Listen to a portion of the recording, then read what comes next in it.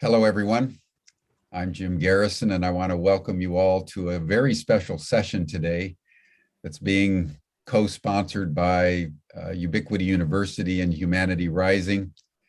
Also, We the World, 11 Days of Global Unity, the Sign Network, Unity Week, and dozens of other organizations worldwide that are coming together in this very unique and specific period between September 11th, which is yesterday was the 20th anniversary of the bombing of the World Trade Center, the Pentagon, and almost the Capitol building and the White House, and the reverberations that have gone outward from that event on September 11th really changed our world.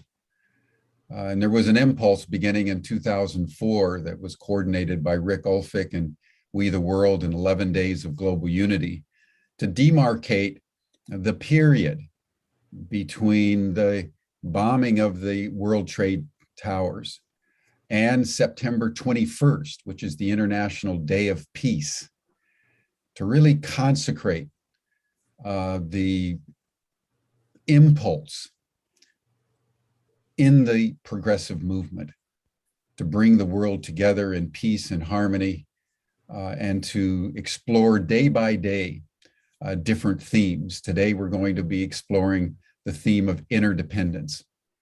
So I want to welcome everyone in the spirit of remembering 9/11 and looking forward to the International Day of Peace and World Harmony. As we begin today, I want to first of all just thank everybody for an extraordinarily heartful and inspiring start yesterday, where we just gathered together in the midst of all the tumult of our world and honored one of the great peacemakers amongst us, Avon Madison, one of the just, one of those who have been so selflessly giving that she's inspired people and helped to inspire the International Day of Peace actually on the 21st of September, embraced by the United Nations. As we begin today, I want to call to everyone's attention our world situation, because we're in a situation more acute, more dangerous, and more consequential than anything that happened 20 years ago on 9/11. Over the last month, the International Governmental Panel on Climate Change, the IPCC, has stated that we are now in unprecedented territory with regards to climate, which the Secretary General said means code red for humanity. At the heart of what's happening around the world today is our climate is shifting state. Every day, somewhere in the world, we're hearing about ecological turbulence, fires in California, floods in India, permanent burning of the permafrost in Siberia, floods in Germany, unprecedented record freezing in Brazil and South America, drought, lack of water. We are now in a situation where we are zeroing in on 2 degrees centigrade, rise in global temperatures above pre-industrial levels, and we've already passed 400 parts per million.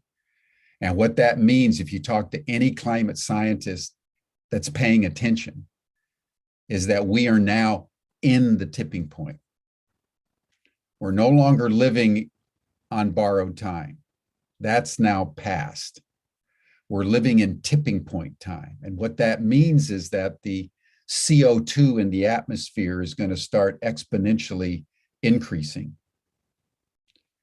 Ecological turbulence, weather turbulence, is going to radically accelerate. And we are now at that point where our governments can no longer ensure stability. We're already seeing that all over the world. Nature, even through COVID, we thought COVID was just going to be a week or two, a month or two, like other potential epidemics, and it is still 18 months later with us and creating variants, the latest of which appear to be immune even to the vaccinations. That's what Code Red means.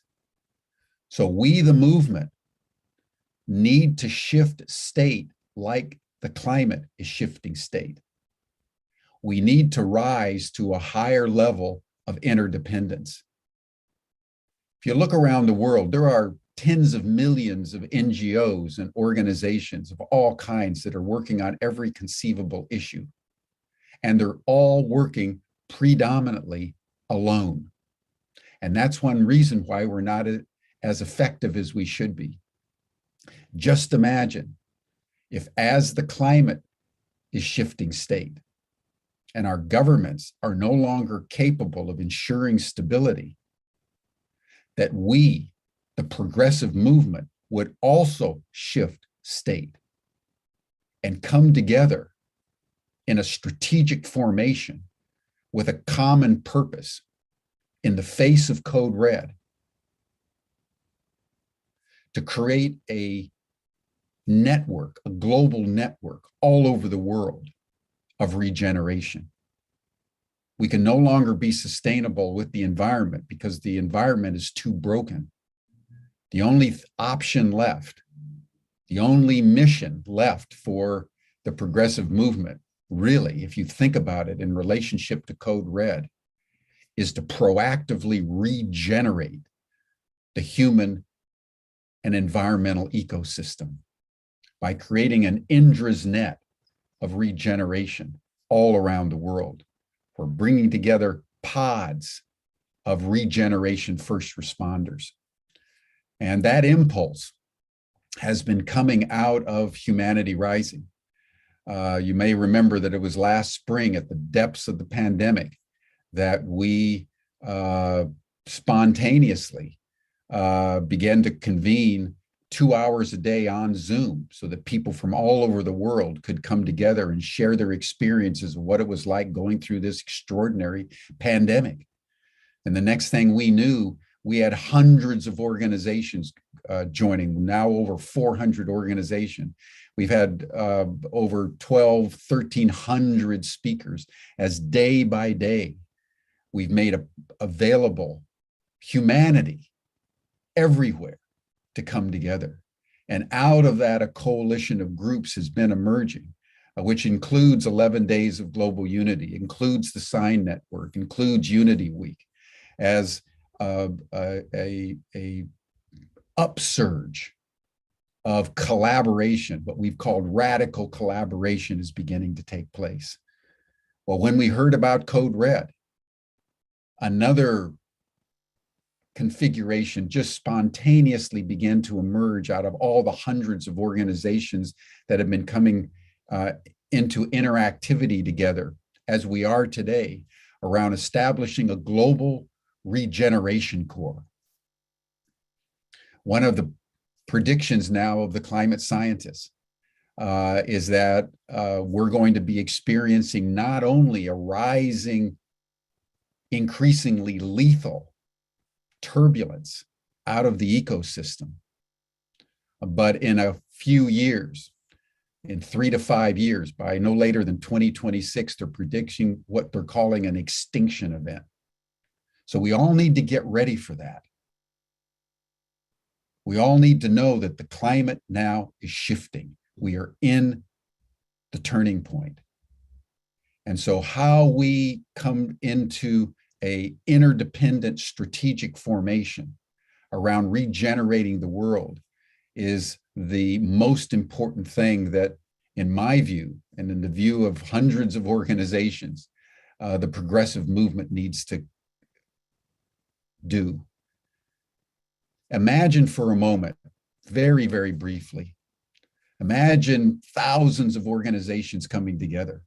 Imagine millions of pods of regeneration first responders of all generations, but focusing in on our young It's our young that are going to need to be equipped to navigate through a world now of escalating turbulence. Imagine all the groups gathered here today in this coalition and beyond that start providing opportunities so that as these pods of regeneration first responders start to take shape, organizations in the field are saying, here are opportunities for you to regenerate the world. Imagine these groups not only providing opportunities for these first responders to do regenerative work in the world, but they begin to offer training so that the young people can be trained as first responders, so that they are skilled in what they need to do in the world. At the same time, they're trained in how do they develop their own personal mastery in the soft skills, in resilience, in adaptation, so that as they begin to work together, there is a body of work, a backpack, as it were, a backpack app of training and a tools kit and a skills kit that they can implement as they work locally in a global network all over the world. It would be the most extraordinary thing. And then imagine if we could bring in the resource to actually incentivize young people everywhere, the Gen Zs in particular, who are acutely aware of the climate crisis, who want to get involved. If we could actually resource them to make regeneration a priority in their lives. And what we want to also take in as we think about these things, which has been brought into our council over the last couple of days by one of the leaders in the Regenerate Denmark movement. They're wanting to regenerate the entire country of Denmark like they're doing in Costa Rica. So there's whole bioregions that are beginning to take seriously Code Red and mobilize. And he was saying, this means if we have an extinction event coming, we've got about 3 years, we've got about 1,000 days to build this global network of regeneration around the world. So just imagine September 12th, 2021, as the beginning of a 1,000-day campaign around the world to regenerate the ecosystem. If we could do that, my friends, starting today, starting now, to bring as many organizations as we can find into a strategic formation, a chaotic alliance, as it were, where nobody owns the Global Regeneration Corps. It's a global call to action around the last mission that we can embrace in the face of Code Red, to come together with a common purpose, creating a global network of regeneration in the face of Code Red that will enable us to regenerate the world.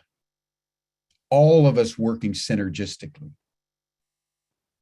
governing ourselves like a flock of birds or a shoal of fish, all together, bringing our capacities, creating pods, providing opportunities, providing training.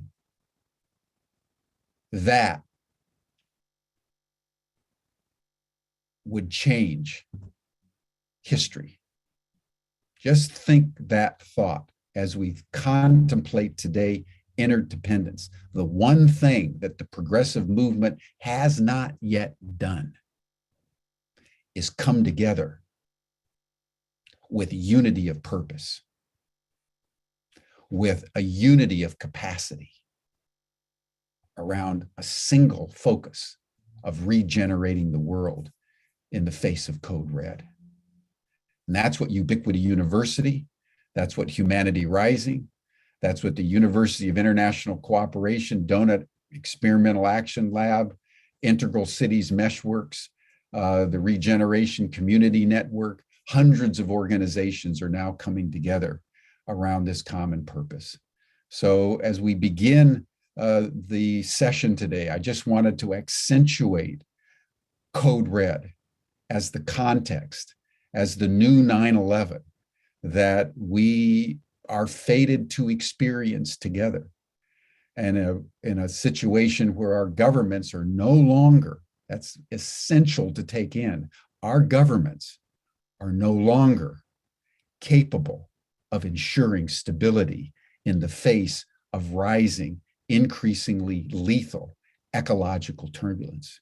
And that means we, the people of the world, the progressive movement of the world, has to come together.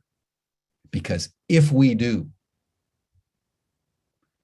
we will create a countervailing impulse that is global, that can shape the very energy of chaos into coherence that will enable us not only to survive what is coming, but to thrive in a global network of regeneration.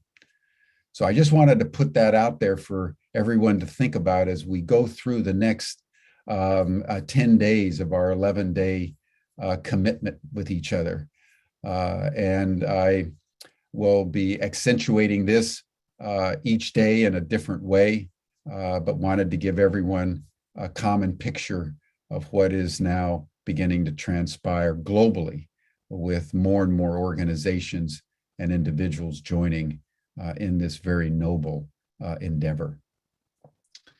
Before we commence our program, I want to just have us all just pause. There's a lot to take in. There's extraordinary danger.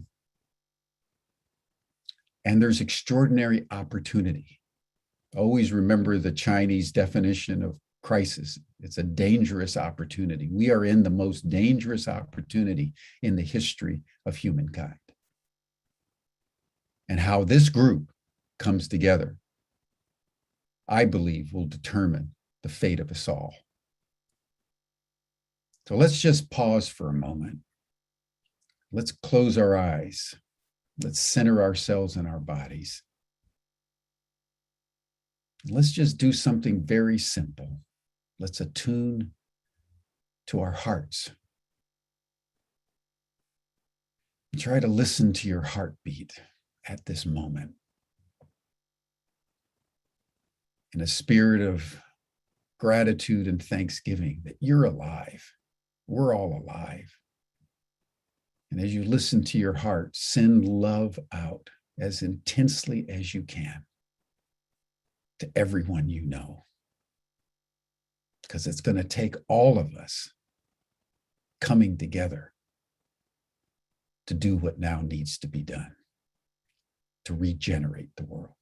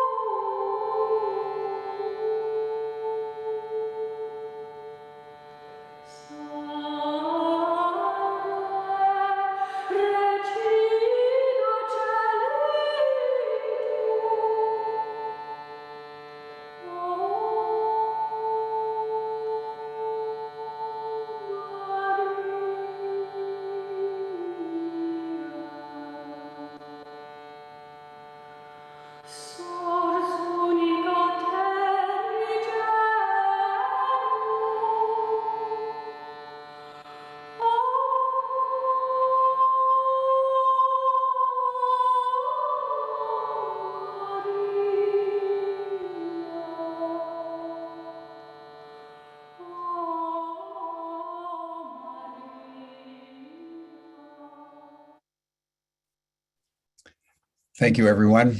And now, with an open heart and a heart full of gratitude and love for each and every one of you who are joining our session today, I want to say, Code Red, here we come, in a spirit of interdependence. The theme for our deliberations on this occasion.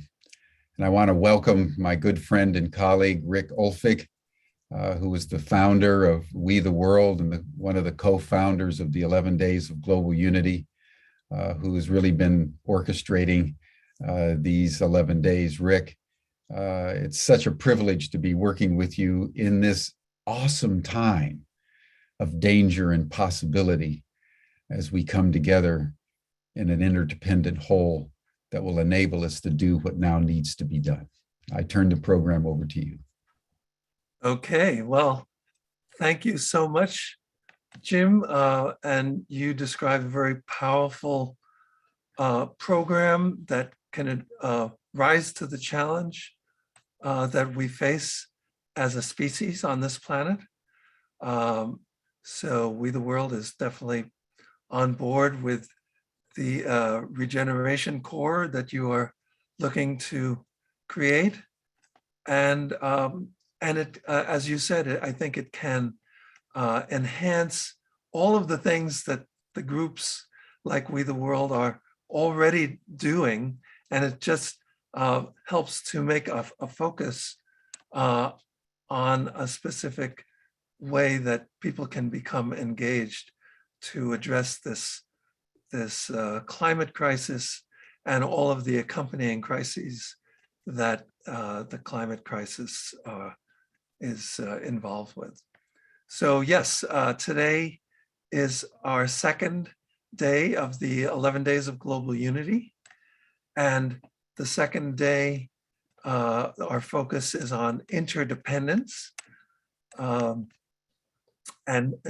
Yes, just so you know, my name is Rick Ulfig. I'm the founder of We the World and the We campaign at we.net. And as Jim said, I co-created the concept of 11 Days of Global Unity with my dear friend, Troy Lush.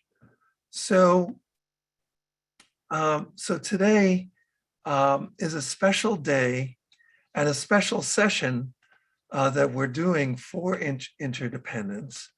It's going to be a tribute to the people who are working on this campaign of We the World, the interdependence campaign, because it's the stories of those people who we want to tell, because very often, you know, we hear about the results of things, but we don't see the people behind what's taking place. So to get us into the swing of things, I want to bring in the coordinator of We the World's campaign for interdependence. Her name is Shannon Crossbear, and I'll just tell you a little bit about her. Grandmother Shannon Crossbear is the coordinator of We the World's campaign for interdependence, as I said. She is a powerful spiritual Ojibwe Irish woman whose purpose is to demonstrate and promote gentle healing. Shannon has worked with tribal and non-tribal communities in creating systems of care and circles of care, utilizing traditional intervention and promotion of culturally congruent practices. A skilled storyteller and educator, Ms. Crossbear works to improve conditions for future generations through protecting the freshwater sources. Welcome to the broadcast, Shannon Crossbear. Oh, Chimigwech, thank you very much, Rick. I'm so glad to see you and to be here on this glorious day. I just need to introduce myself in a little bit different way. Nikijnaka Wavagonis, Anin Indue Maganak, Minagishkat. I'm just greeting you all as my relatives today and saying good day to you, wherever you might be on the planet. And I'm so excited to be able to talk a little bit about independence today, and to really talk about what we're doing and what we're going to be concentrating on. So first of all, I just want to give a shout out to you, Jim, because I do understand the code red. And it was interesting because this morning when I turned on my computer, and I always do this little thing where I live in the middle of the woods in the boreal forest on the shores of Lake Superior and the homelands of the Ojibwe people. And I go outside every day and just am in it for a minute to see what the weather's like. And then I come in and I always like to check what they say the weather's going to be like, because sometimes it's not the same on the little computer. So I opened up my computer and I was looking at the weather, and I looked at the air quality, and it said excellent. It said excellent. And I clicked on the excellent to see what excellent meant. And I got really emotional because it was excellent. And I thought to myself, I thanked the Creator, and I thanked all the powers that be that I was going to be able to breathe today, that the air was excellent for my breath. And I thought about all the places in the world, Jim, where it's not excellent, and where people are having a difficult time and having to check to see if we can breathe, to check to see if we can go outside. If that is not a crisis, I don't know what is.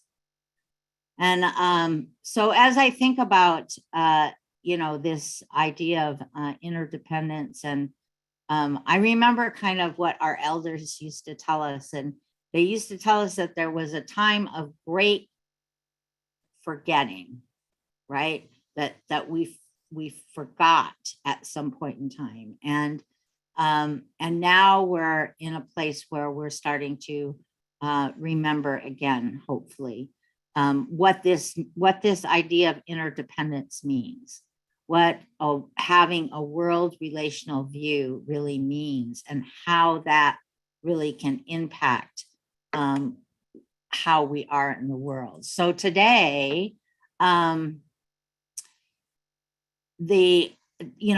we're going to concentrate on that. We're going to have conversations about what does it mean to be interdependent, and how do we really express that in the world, and who's doing some of that work. And so later today, we'll have someone who is doing that work by trying to heal the divides that are between us, because our human interdependence and our interdependence with all of life is so critical. And so, I think about this world relational view that we have, and how we can bring that together, even within the campaigns.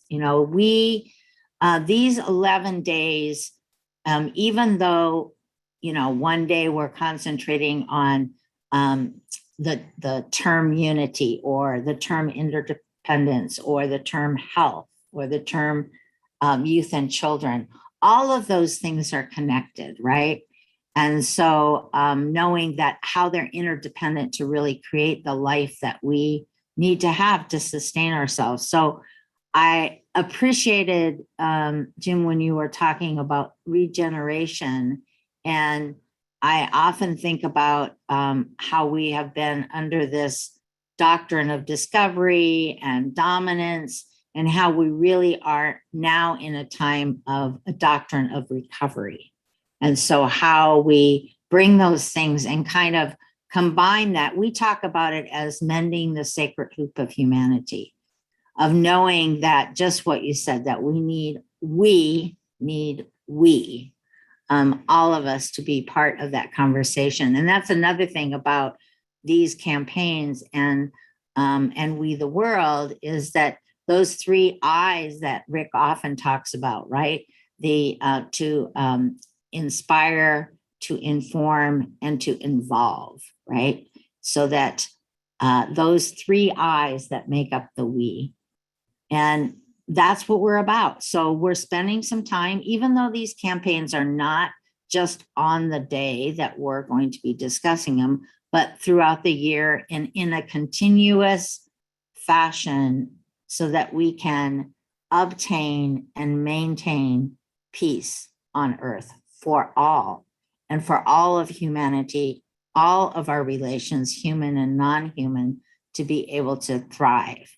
So, so I'm hoping everybody has an opportunity to come and join us and spend some time today, and definitely come into We the World, look at the campaigns, look at all the activities, all the things that people are doing, because as we elevate that, we create that strength. There's all kinds of different stories that tell us that, when you have one stick, you can break it pretty easy. You have two sticks, it's a little more difficult, but the more and more that you add, the stronger that is.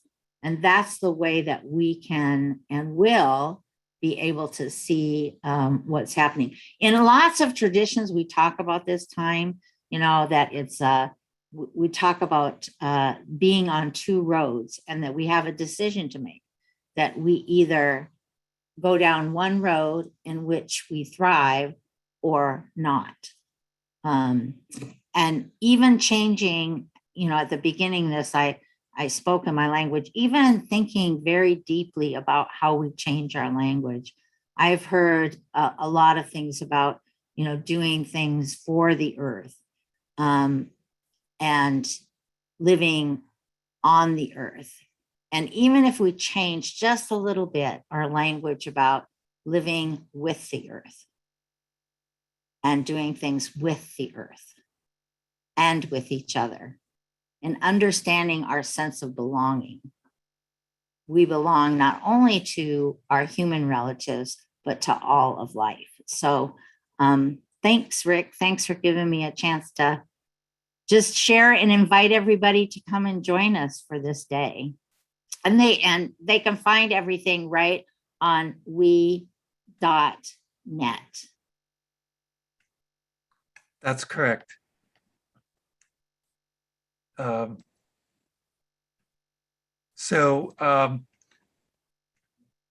of the things that I wanted to mention, that the special things that we're going to be doing today, is honoring you, Shannon, and others who have been working on this campaign. And in particular, a little bit later, we're going to be doing a special acknowledgement of the work of one of the people on this campaign, Brianna, with a scholarship that is being offered by Ubiquity University. So I just want to let people know that that's coming up, and Jim will be actually announcing that scholarship and talking about it a little bit later, and actually giving it to one of the people who we'll be hearing from. But I wanted to ask you, Shannon, because this is a tribute to the work that you're doing on interdependence and some of the others, can you just tell us a little bit how you got into this?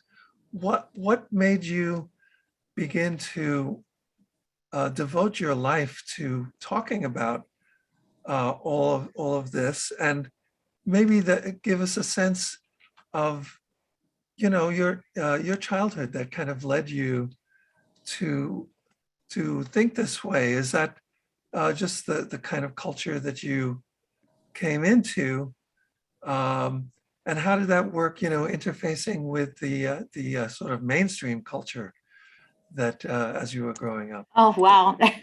That's a lot. Thanks, Rick. Yeah, it always amazes me when people talk about interdependence, like it's a new thing, or it kind of comes to their mind, because it's always just something that I've understood about this world relational view. I didn't hear the language for that until I was much older, and people like Terry Cross from the National Indian Child Welfare Association, and others that really started talking about being able to articulate it as the world relational view, about understanding. What I got was, and how I got involved with We the World is through what I've been doing for a very long time, and that's participating in kind of our teachings and our ceremonies that we have as Indigenous people, and got connected with somebody. It's all about relationship, right? I got connected with somebody who was connected to you, Rick, and that kind of brought me into the we world in terms of the formalized part of that. But there's all kinds of us out here that are just like, I'm hanging out in the middle of the woods in the boreal forest in northern Minnesota, a mom and a grandma who has had a life, right? And in that life, there has been joys and there have been pains. And I live in a community and have been in a tribal community in my grouping for a very long time, and seen kind of some of the pain that has happened, and the outcomes for my children. And that's really how I got involved. It was like, this is a road that we're going down and it doesn't look good. And I don't want that for my children. And we were always taught that whatever we did, the decisions that we made were to be based on 7 generations to come. And so, those teachings and those opportunities, when my first kind of intersect outside of a tribal community I was in an isolated tribal community reserve in northern Ontario for a number of years, and then here in northern Minnesota. And I decided that I was going to go into a different culture because I wanted to see what would happen with my children, actually. I thought, well, they need to learn about what it's like outside of our tribal community in a place where they might not have a sense of belonging. And how do they get that? And how will they get that from a Western construct? And so it was really interesting because it was shocking to me. A lot of things were shocking to me. It was shocking to me about how people treated each other. It was shocking to me about how people were not in relationship with the earth. And at first I was like a kid in a candy store because there was all this new stuff I hadn't seen before. But after a while and it sunk in, there was really a big cultural shock that happened. And I've spent a lot of time trying to understand that. And the only context I have to understand that is to go back to those teachings about how people heal, how the earth heals, what is natural law, and what do we need to do. And those teachings, when I go back to those teachings, there's so much truth for me in those teachings. Things like anything heals from the inside out. That we need all directions. That in order to make something strong and sustainable, it needs to be honoring the law of reciprocity, meaning the give and take of life, all of life. And so all of those things really influenced me to be a part of this conversation around interdependence, and really having the exchange, like everything to me, like everything that's true that I see on a Western scientific level is borne out in kind of other ways of knowing. And so when I see things like, when I look at the biology of adaptation, for example, that we as human beings have had to adapt, right? But we can adapt in a way that creates harm, or we adapt in a way that allows life to thrive. And so all of those things kind of come to play when I think about interdependence and being here. And I am so like, I can't even tell you how my heart sings to have my granddaughter here. You know, and I'm going to get emotional because this is what it's about. It's being able to see that she has an opportunity to live in a world where we actually come together and are able to mend this sacred hoop. In all of our kind of traditions, wherever you're at in the end times kind of thinking about what's happening, and yes, we are in a crisis, but none of those talk about what happens next. And I think we're here in this time to really be able to create what happens next. So I'm excited for her, and I'm excited for just the young people that are coming in right now and that are here, that are doing the work. It's amazing. And a lot of times we're not going to see them on these forums. Why? Because they're out doing it. They're not talking about it. They're doing it. And so we want to have some time to elevate those voices and to learn from those young people that are coming in too. So thanks, Rick. Yes. So, and we will definitely come to Brianna. I'm thinking maybe Brianna would be our kind of last person that we go to, you know, with the scholarship and everything. But is there someone else you want to give the floor to just pay tribute to what they've been doing, working with you on the interdependence campaign? Well, I know Jake is joining us today, but I know he hasn't quite worked on the interdependence exactly. He's doing some things with the health campaign, but just as I said before, it's all related, right? So, you know, maybe Jake would want to speak a little bit about what he's going to be doing with the health campaign. And this is actually the first time I'm getting to meet Jake. So I'm excited about that. Good, yes. And we are going to be mixing and matching as we go through these 11 days and these 11 themes, because not everybody is available on each specific day, but certainly, yes, let's hear from you, Jake.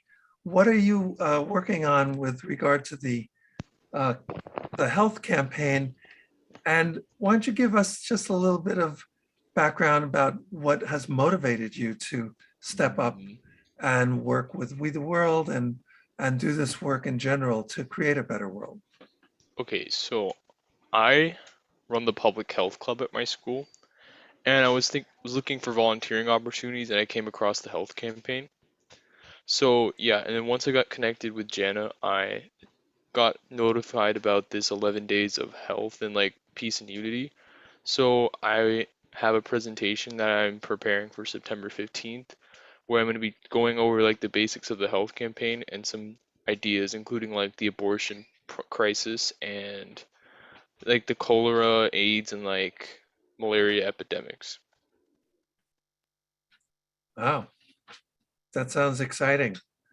So, well, thank you, Jake, and it's good to meet you. So Shannon, are you, shall we move into our, is there anyone else, or are we moving to Brianna now? No, I just wanted to note that we're going to have two people on our panel later today. That one is Brian Allen, and Brian has brought together just a large group of people to write about how to heal the divides among us. And it really came out of this idea, I think, that, you know, people were saying, we know there's something, we know there are all these divides and we want to do something about it. We just don't know what to do. And so this was a response to that, to say, well, here are some things that people are doing that are working, that are healing divides. And so let's, again, we have all what I call these, these pockets of excellence that are out in the world.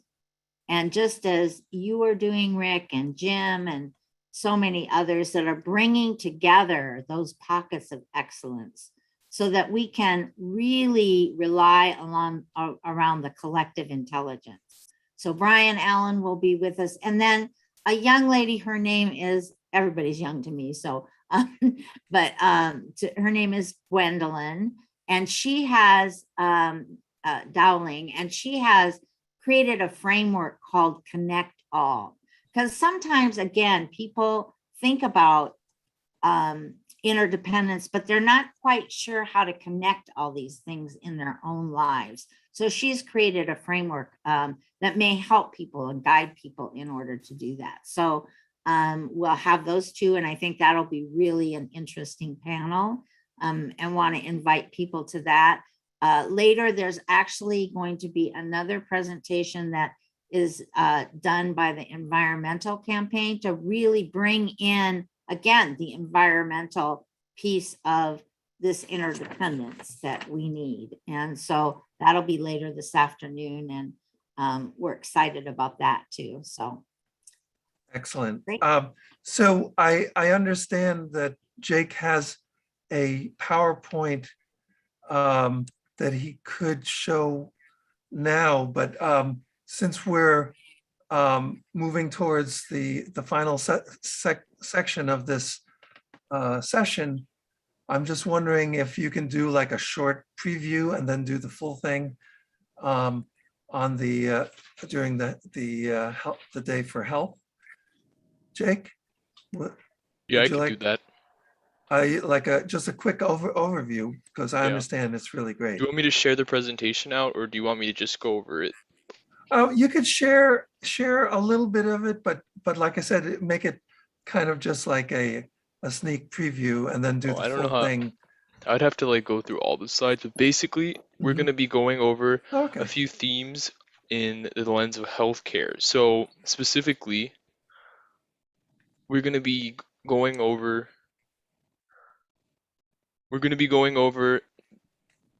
the campaign based off the connection between the individual and societal health, and this could be through grassroots movements and organizations, combating common diseases like HIV/AIDS, and then promoting other health and wellness goals like a work-life balance, diet, and mental health. Now, so this adds on to building a collaborative society, and it's also, we need to put the concept of health into perspective. So like in America, it's like slowly developing, but in Europe, it's a lot better. But in countries in like northern Latin America, parts of Africa and Asia, specifically South Asia, it's a lot more underfunded. So an example would be when the Zika crisis ravaged. So we're going to talk more about what the definition of a grassroots movement is. We're going to be looking up activities and looking up these organizations ourselves. And we're going to dig deeper into what it means to be part of holistic healthcare, which can take a variety of factors, including religion, income, and other things. And we should understand more about the current diseases, which could be like a simple biological description, but then a long list of ways to like practice it holistically. And then we're going to wrap up with a short 10 to 15-minute conversation. And then we're going to look more into like various ways that you can help out through like petitions, funding, legislation, petitioning, and we're going to then close it. That sounds fabulous. Thank you so much, Jake. So shall we move into the scholarship section of our session today? I think that'd be great. Okay. So Jim, do you want to give the overview, and then maybe Shannon can introduce the recipient of today's scholarship? But thank you, Sure. Jim. Thank you, Rick. Wonderful to have you, Shannon. The impulse around the scholarships has come out of just a commitment on the part of Ubiquity University and all of our partners to make our programs as accessible as we possibly can. As we have been developing Humanity Rising, as I said in the opening, in a spirit of radical collaboration and interdependence, we've been bringing together literally scores, I think upwards of 40, 50 organization now that are coming together to collaborate around content. And as far as we know, that's unprecedented in the history of academia, where not only other academic institutions, but NGOs and organizations of all kinds that are committed to regenerative action and to peace, really forming an academic coalition to provide content. So we have two opportunities that are available. One is a BA, but also an MA in regenerative action, and then an MA in tolerance and peace studies that we're developing with the Global Council for Tolerance and Peace that's based in the United Arab Emirates. And so as we've been developing these programs, we wanted to offer scholarships through 11 days of global unity, just to indicate our solidarity with what Rick and the whole team are doing, but also to just allow the possibility of world-class training in regenerative action and also tolerance and peace. Ubiquity has a general policy, by the way, that if any of you are interested in our courses, you can come in, and we do have an honor system. We have what we would like, the course to cost, which is very, very low. But if you can't afford that, then you can choose a 50% or even 100% scholarship. And we have a little fund that we use, and we're always topping up with very generous donors that are supporting the work that we're doing. But during these 11 days, we want to offer full scholarships to one of these programs. And Rick and Callum and others have been selecting the scholarships that will be distributed. We gave out one yesterday. We have another one today. So Shannon, I'm delighted it's your granddaughter. We embrace her into our community. And I turn the podium over to you to announce who she is and what she's interested in. But this is very exciting. Thank you so much. Yeah, it is exciting. I think isn't Brianna on with us? I think Brianna's on. She is. There she is. There she is. So yeah, I'm so happy to be able to introduce Brianna. It's really hard to do that because a lot of times when we're introducing people, we're introducing them from that position of having been a co-worker, co-collaborator, or in some other way. And I've just known Brianna since she came. So, and even before, I think. So one of the things that as a grandmother in the Ojibwe tradition that you get to do is that you get to spend some time naming your granddaughter, not the Brianna name, but what we would call the spirit name, the name that carries you through, that is your teacher in your lifetime, that comes from a different place. And so and what that entails is that, I had to spend some time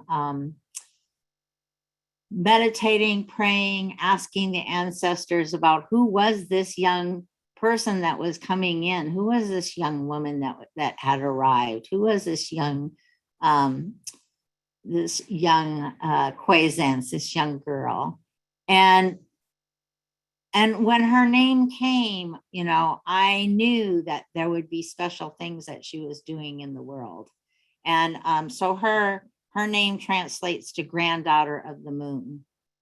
And if we think about the moon and we think about that as our big grandmother, that's how we talk about the moon.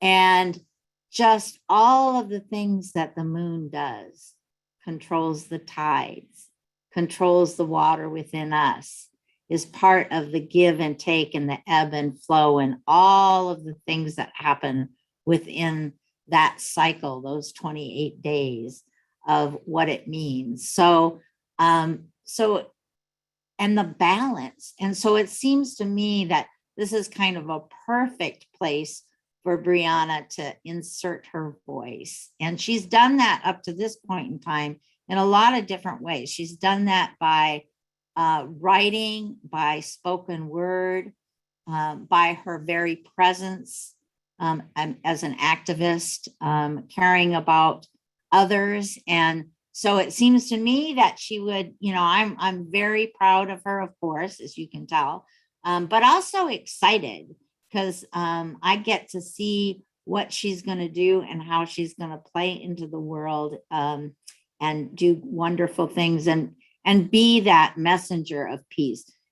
And I've seen her do that not just, in a situation where, you're doing that externally, but I've seen her really work at how to bring peace into her own life. And that's probably the most difficult thing, but that's where it starts, So I love you, Brianna, and I'm going to turn it over to you. Thank you so much. I would just like to thank everyone for having me here and for presenting me with this opportunity. I'm extremely excited to be a part of We the World, which I've been a part of for maybe a couple months now, doing various things with them and with Sue Blythe and her youth group that she has put together. I'm also excited to be a part of Ubiquity University. I was reading the accreditation on the website, and I read that it's part of a new accreditation system, and that is so exciting to me because I remember in high school I was just disappointed with the education system and how it catered to only one type of individual and only one type of person could be successful in the education system.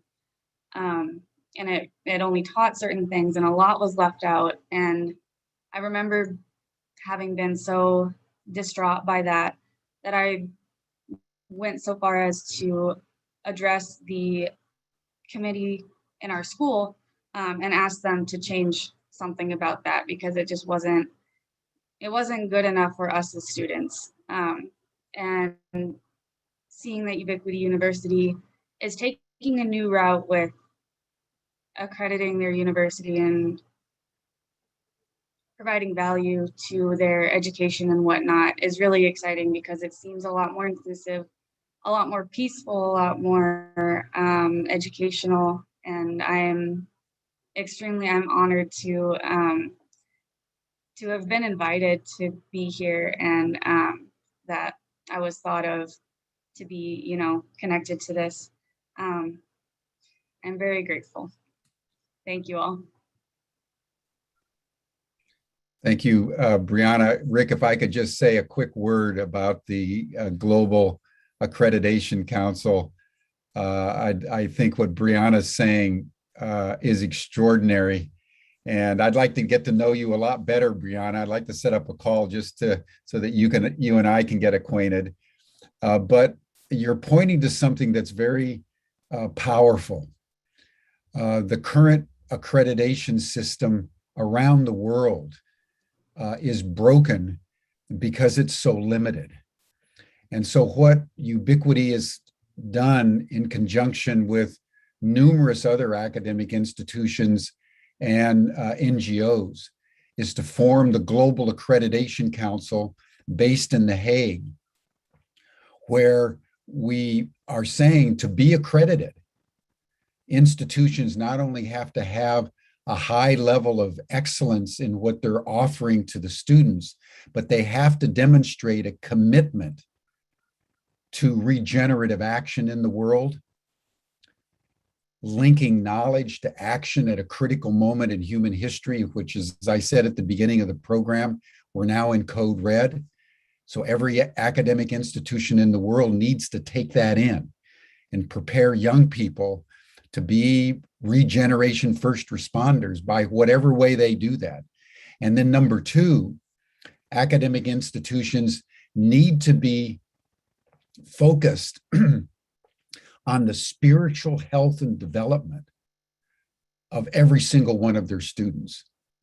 And if they can demonstrate a commitment to the environment and to regenerating the global ecosystem, and a commitment to self-mastery and the personal development of their students, as we link knowledge about the world with action to save the world, that's what it takes to be accredited in the future. So to have you as a young person embrace that and see that that is really what education needs to be all about is astonishing to me. And I am so thrilled in my heart, Brianna, that a young woman of your caliber is entering our institution. And I look forward to getting to know you, because you, madam, are a rising star. Thank you. That is so wonderful. Thank you. Thank you, Jim. Thank you, Brianna. I think we're going to kind of move to the end now. Is there anything anyone would like to say before we close? Maybe I'll do a little announcements and you can actually close us out. Shannon, how would that be? Sure. Okay. We, as we've mentioned before, we encourage you, anyone watching this, to get involved with We the World and the We campaign. You can go to we.net.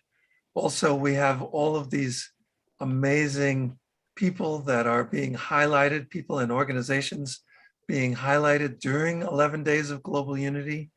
So if you go to we.net, you can click through to see the schedule of things that are coming up.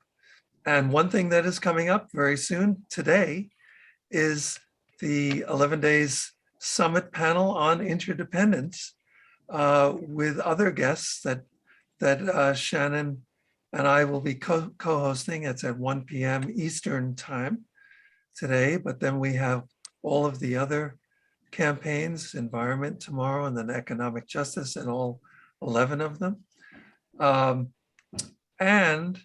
I also wanted to mention that we have a magazine that we would love to let people know about. It's called Trends in Global Grassroots Organizing. And we are releasing this.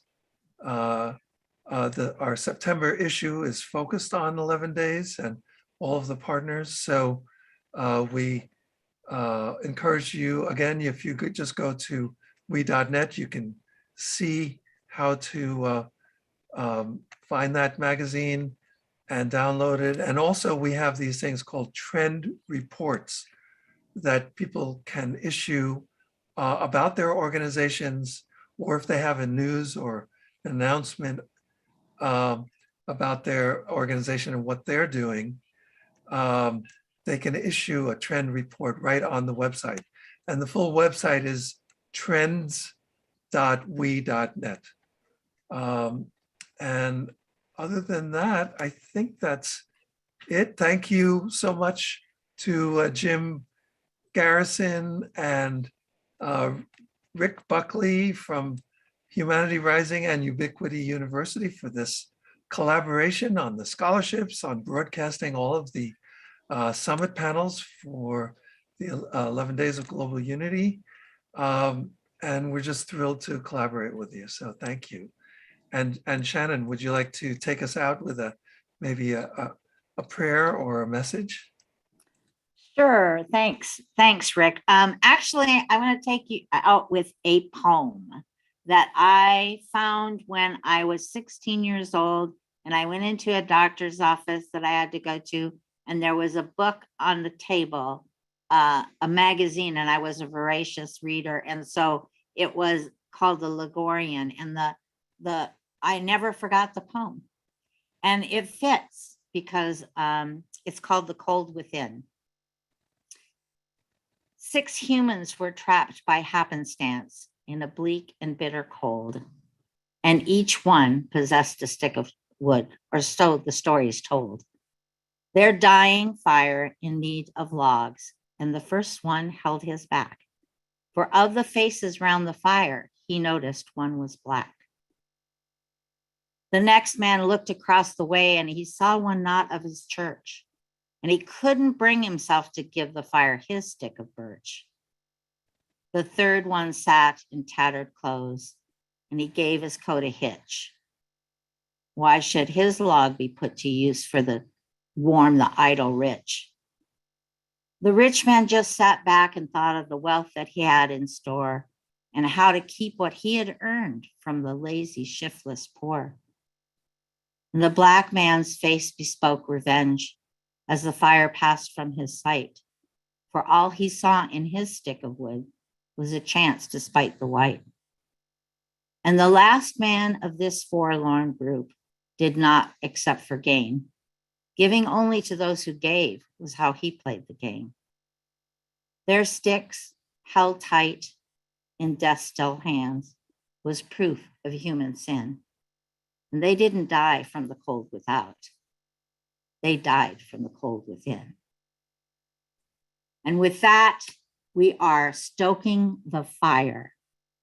So come and join us in Interdependence and for these 11 days. And thank you, Jim and Ubiquity and all that have joined us. And let's put our little branches in that fire so that it just burns the passion within us to create the world that works for all. Thank you, Shannon. Thank you, Shannon. Beautiful closing poem. Thank you. Thank and Brianna. you. Brianna. Thank you all. Thank you all. Thank you, everyone. Thank See you you. here again See you tomorrow. soon. Bye. Bye-bye.